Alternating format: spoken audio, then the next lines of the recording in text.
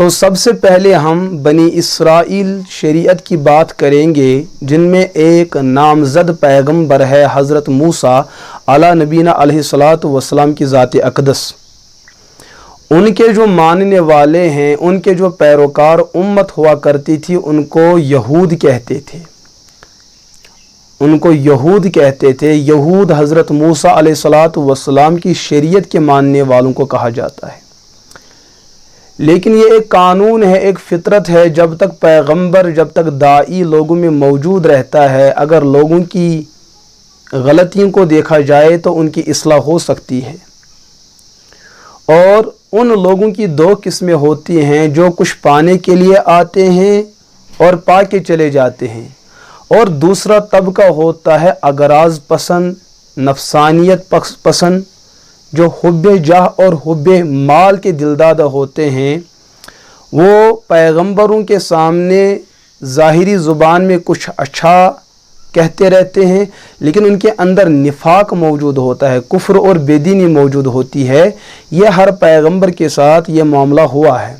تو حضرت موسیٰ علیہ الصلاۃ والسلام کے دنیا سے وفات پانے کے بعد ان کی امت میں جو اغراض پسند اور نفس پرست قسم کے لوگ تھے، انہوں نے حضرت موسیٰ علیہ الصلاۃ والسلام کی شریعت میں اپنے قلم کو داخل کیا اور شریعت کے ثابت شدہ مسائل اور احکامات کو تحریف کا شکار کر دیا۔ انہی احکامات میں سے نظام وراثت کا بھی مسئلہ ہے کہ یہودیت نے اپنے وقت کے جو ان کے ارد گرد ماحول میں لوگ رہتے اور بستے تھے، انہوں نے ان کے سامنے جو نظام وراثت کا تصور اور قانون پیش کیا ہے، ان کا نظام وراثت 4 چیزوں تک محدود تھا۔ یہودیت کے اندر جو تحریف شدہ دین ہے، انہوں نے صرف اور صرف مرد کو وارث بنا دیا، عورتوں کو وراثت کے حصے سے، وراثت کے موضوع سے ان کو خارج ہی کر دیا۔ چاہے باپ کی بات کریں یا بیٹے لڑکوں کی بات کریں یا بھائیوں کی بات کریں یا چچاؤں کی بات کریں، تو مرنے والے کا وارث انہی 4 لوگوں میں سے کوئی بن سکتا تھا۔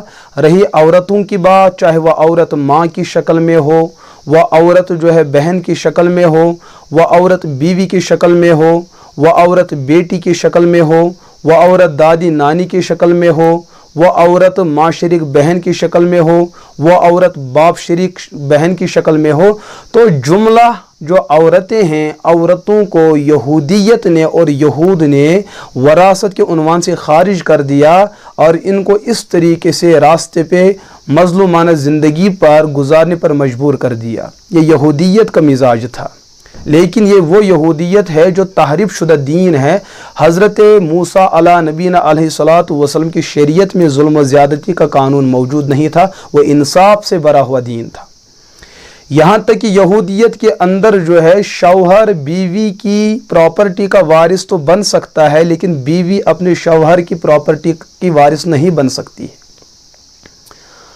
یہودیت کا ظلم یہ ہے کہ عورت جو کمائے، مرد لوگ، شوہر لوگ اس کمائی کے مالک بن سکتے ہیں، لیکن جب عورت کچھ لینے کی بات کرتی ہے تو مرد لوگ ناراض ہوتے کہ مردوں کی پراپرٹی کی وارث عورت اور خواتین نہیں ہوا کرتی ہے۔ اور یہودیت کے اندر نظام وراثت اور قانون وراثت کا ایک آئین یہ بھی تھا، اگر لڑکوں میں سے کچھ لڑکے شادی شدہ ہیں اور کچھ لڑکے غیر شادی شدہ ہیں، تو جو غیر شادی شدہ ہے ان کو مرنے والے کے وراثت سے 2 گنا ملے گا، اور جو شادی شدہ ہے ان کو مرنے والے کے وراثت سے 1 گنا پراپرٹی مل سکتی ہے۔ یہ یہودیت کا نظام اور قانون وراثت اور قانون ارث ہے۔ اگر اس نظام پر غور کیا جائے تو اس میں تو بالکل وضاحتاً ظلم نظر آتا ہے۔ اگر مردوں کے ساتھ کسی درجے میں انصاف ہے تو عورتوں کے ساتھ ہر حال میں ظلم ہی ظلم ہے۔ پھر مردوں کے درمیان میں بھی انصاف قائم رکھنا، یہود مذہب کے اندر اس چیز کی کوئی بات نہیں ملتی ہے۔ وہاں لینے والے بھی پریشان ہیں، اور جو پہلے سے ہی محروم ہو چکے ہیں وہ تو اول درجے میں پریشان ہیں اور مظلوم ہیں۔